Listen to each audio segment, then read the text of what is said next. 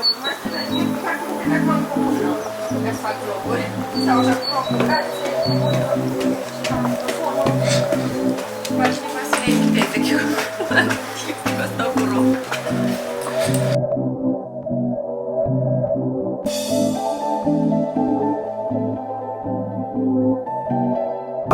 ne-am întâlnit la o nouă ediție de ocupație. La un YouTube vlog, că n-am făcut de mult YouTube vlog. Deci ce era? O nouă ediție de ce? Întrebări cu Alina. Întrebări cu Alina. Ăsta e vlogul despre tatuaje. Am câteva întrebări și acasă până mă organizez eu cu make-up-ul. Sunteți pregătită? Da.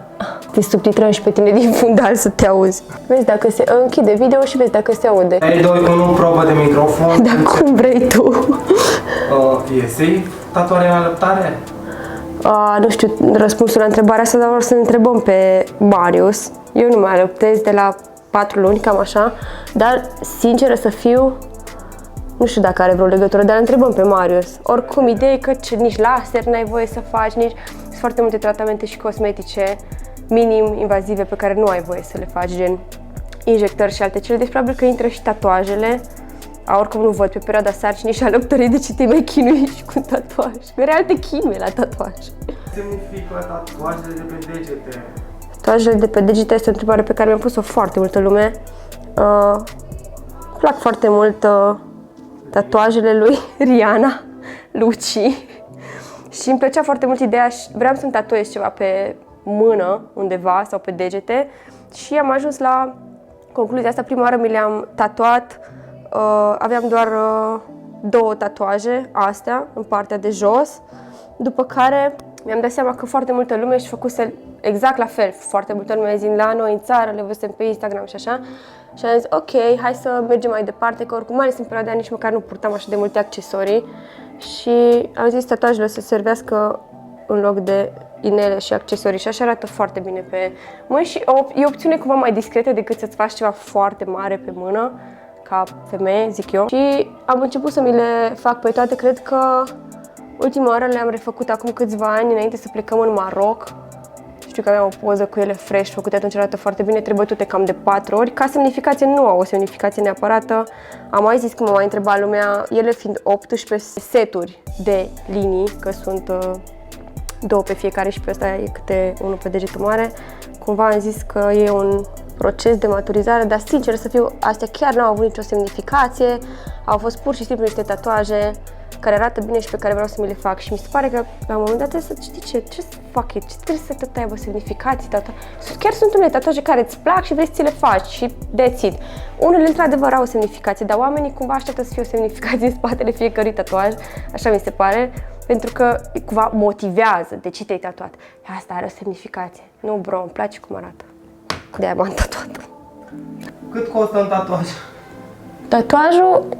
Costul tatuajului, din câte știu eu, pe centimetri pătrați, dar întrebăm când ajungem la bas să ne zică băieții și diferă, se începe de la, mă rog, dacă ai un scris foarte mic, evident că e mai ieftin, nu știu cât poate fi, gen 200 de lei sau habar n-am, o să-i întreb acum la tatuaj.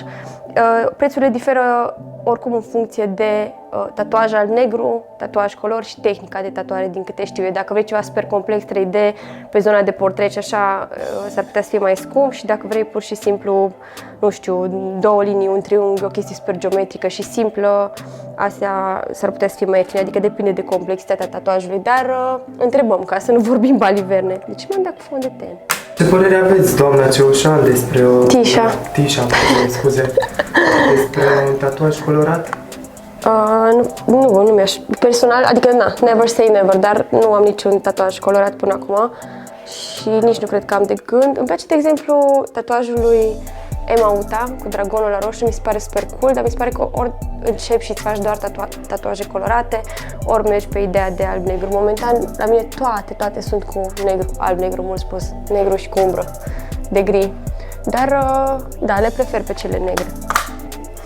Ce părere aveți despre un tatuaj pe coloană cu un dragon? Dar tu mă întrebi așa să mă întrebi ce părere ai despre tatuaj?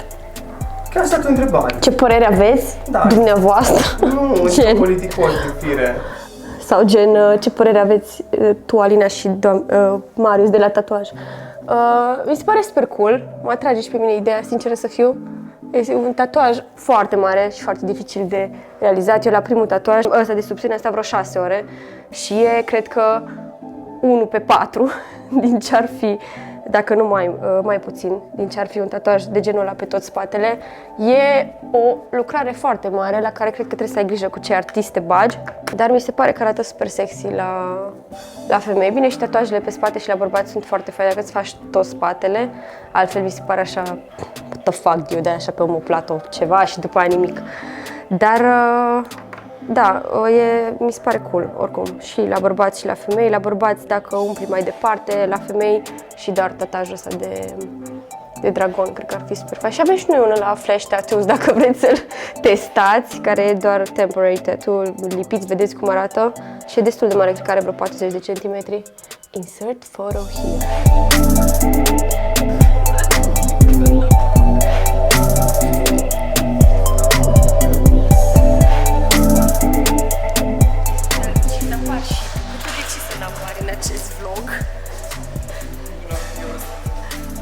Ce ai răspuns la întrebarea aia? Nu mai știu ce întrebare era. Era o întrebare. Nu cum se fac plișurile celelalte. O gaură, Nu mai este dacă te doare ce? nu mai știu, dacă te doare... A, nu, e de hand tapered, că tu ți-ai făcut tatuaj din ăla, nu? Da, Așa aici. spune hand tapered. Super, Dar e aici, super luci. Da, Deci doare mult mai tare și așa e gică, gen, îți ia acul și te tot împungi acolo și... Tu, această Angelina Jolie de Cluj-Napoca. Hai să mergem. O să-l întrebăm pe Marius de la Bas dacă au hand tapered, deși nu cred. Se pare că oricum e mult mai dureros. Bă, că vrei să fii șmecher ca Luci și să-ți faci tatuaj din ăsta. Sau să regreți o zi de beție din liceu. Nu e obiectivul, e ceva, o setare. Era aici pe C3 mai de mult. Basta tu! Noua locație de la Basta tu. S-au mutat băieții, dar de ceva vreme bună, dar vă lăsăm noi adresa în... Da, pe unde se intră? Doi blonzi la tatuaj. Pe aici se intră. Ham, ham, ham, ham, ham. Dar ce faci tu? Dar ce faci, cățel? Hello!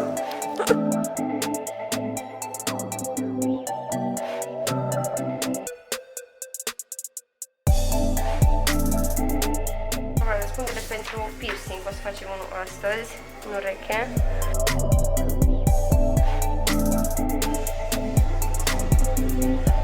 Pentru piercing-uri cu steluță nu sunt însărcinate, deci dacă sunteți însărcinate nu se fac piercing-uri și o să mai vedeți alte chestii pe listă. În fine, am semnat ce date astăzi, 31 martie, Dumnezeu! N-avem COVID-ul.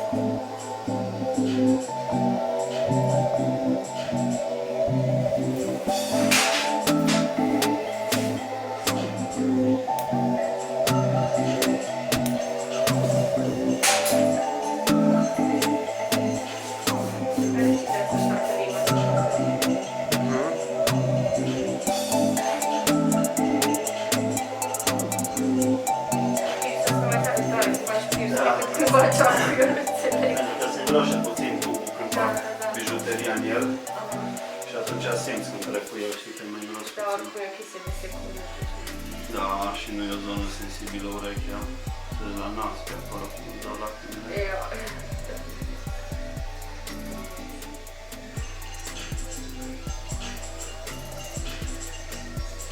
Ai grijă numai cu masca să nu-ți rămână agățată în el, știi? Da, da. Mulțumesc frumos! Cât îl lăsat și pe asta 2 luni. Cel mai bine așa, se vinde și bine, știi?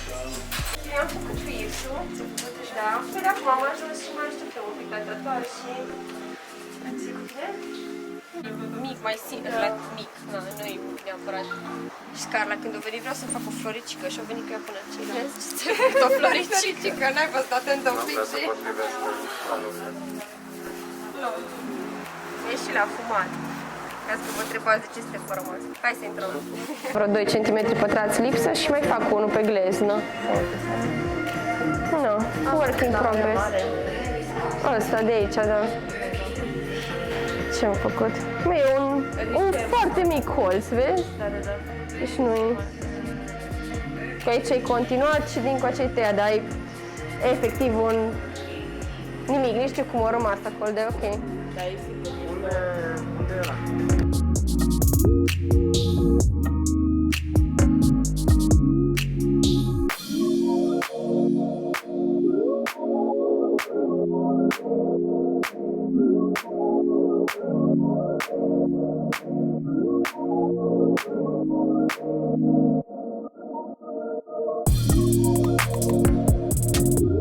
Cu asta începe orice tatuaj. Ăsta e procesul absolut normal, dar și voi trebuie să știți cam ce vreți când veniți în principiu. Avem un tatuaj care are la bază un fond, celălalt tatuaj pe care l-am făcut cu Marius, cel de pe picior de care m-ați și întrebat și despre care o să vorbim, era cu scrisul meu, deci efectiv am scris pe o foaie pe de 100 de ori sau nu știu de câte ori, ca să ne iasă și le-am și combinat între ele, ca să fie scrisul meu, dar în general se alege un fond și asta o să face și noi azi pentru tatuajul cu roc de pe gleznă. Să punem cu litere mari, oare tot? Sau să mare și mic, da. Râu mare și restul mici, da. La font ăsta gotic mi se pare că de multe ori sunt foarte complicate literele mari și ți iese aiurea, știi? N-ai cum. Să stai mult ca să le desluși. Da. Acum mă gândesc doar la aerul ăla, cum difuzează în timp, la cât de sunt de apropiate. Putem să le facem și mai depărtate decât le prevede fontul, ca să nu se...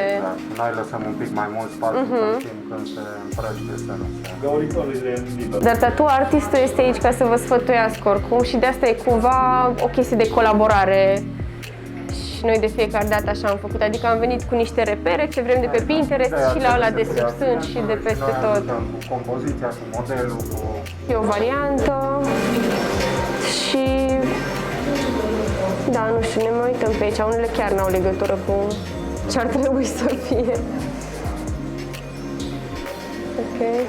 O întrebare pe care aveam acolo, mi-am amintit de ea înainte să întrebe Luci chestii referitor la prețuri. E pe centimetri pătrați în funcție de culoare, nu? Și de artist mai nou sau? avem pe oră.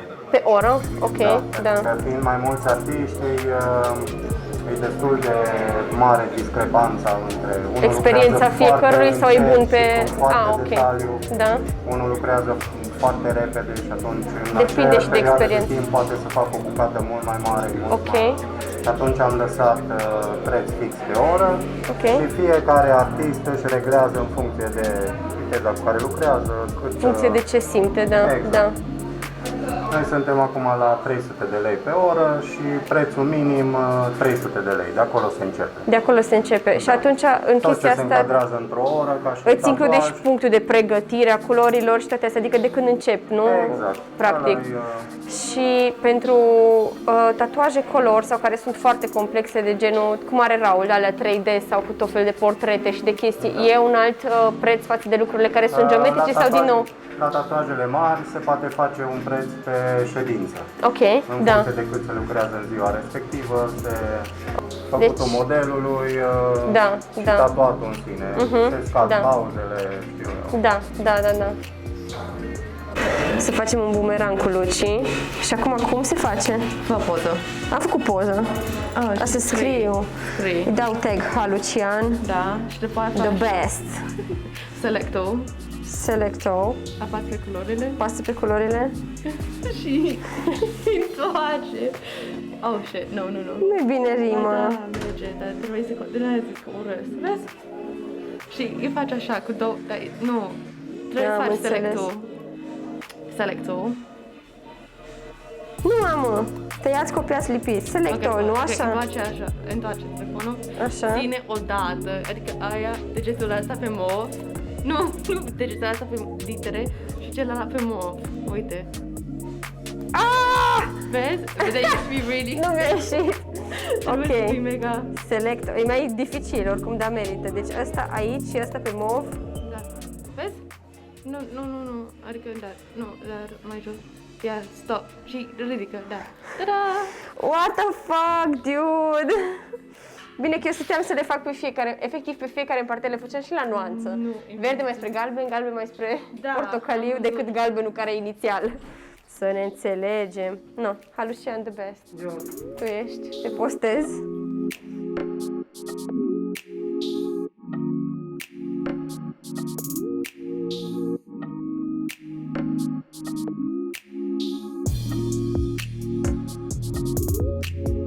Informații de îngrijire a piercingului. Dacă veniți să vă faceți piercing, le primiți. Apă salină, din aia ca pentru bebeluși. De fapt, furăm de la Roc.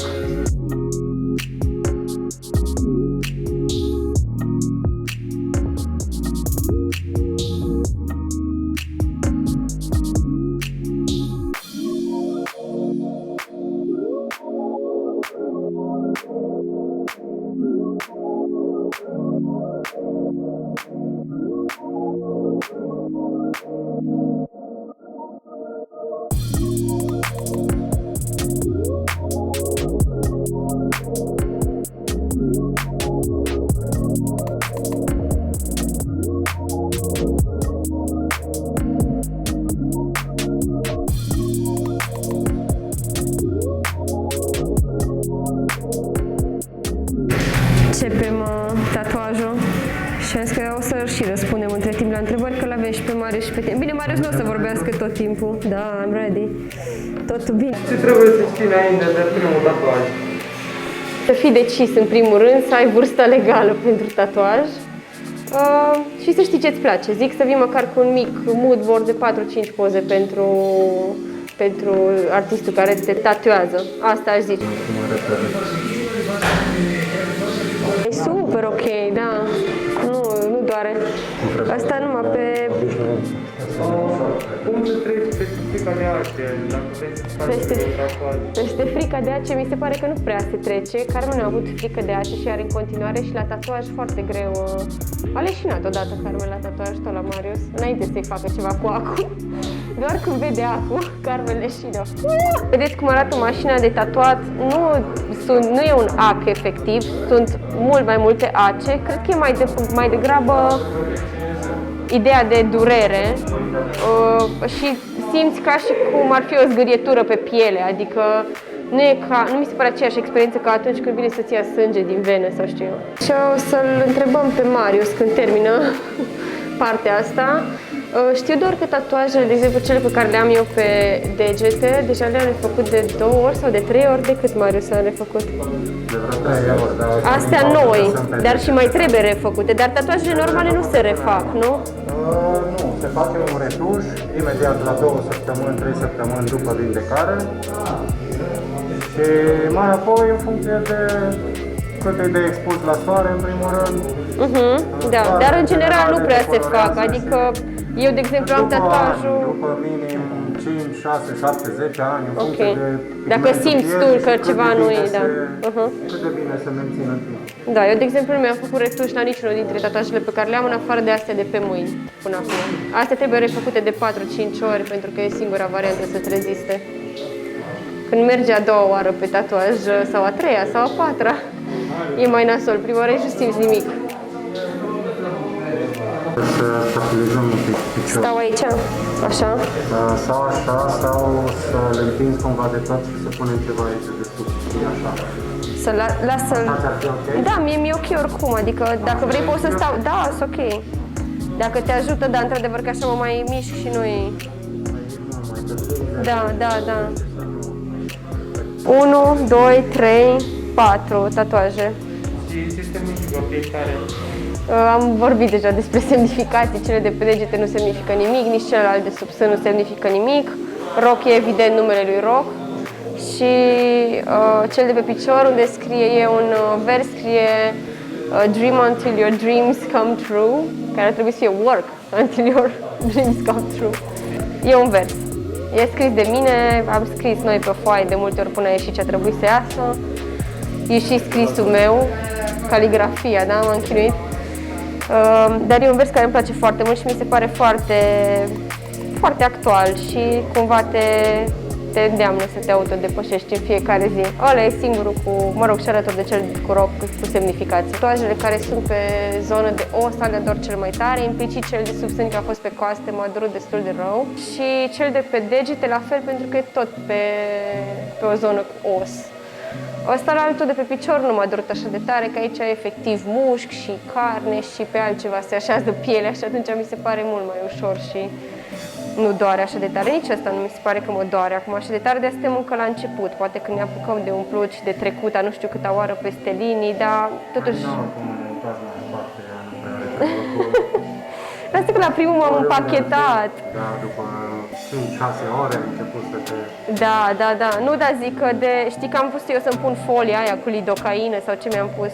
Că asta era încă o întrebare de la cineva vis-a-vis de faptul că dacă se poate face cumva tatuaj fără cât de tare doare și dacă este vreo variantă fără durere, da, tatuajele alea din gumă, turbo. Toate dor, n-ai cum. Există diferite creme, acum și lidocaină și se absorb foarte tare în piele. Am înțeles, modifică structura pielii, o murează, cum se spune în termeni populari. Și atunci devine mult mai sensibilă la înțepătură, se poate tăia, se poate distruge mult mai ușor decât se îmbibă cu cremă, cu așa și nu e... În general, negru nu rămâne foarte negru din cauza...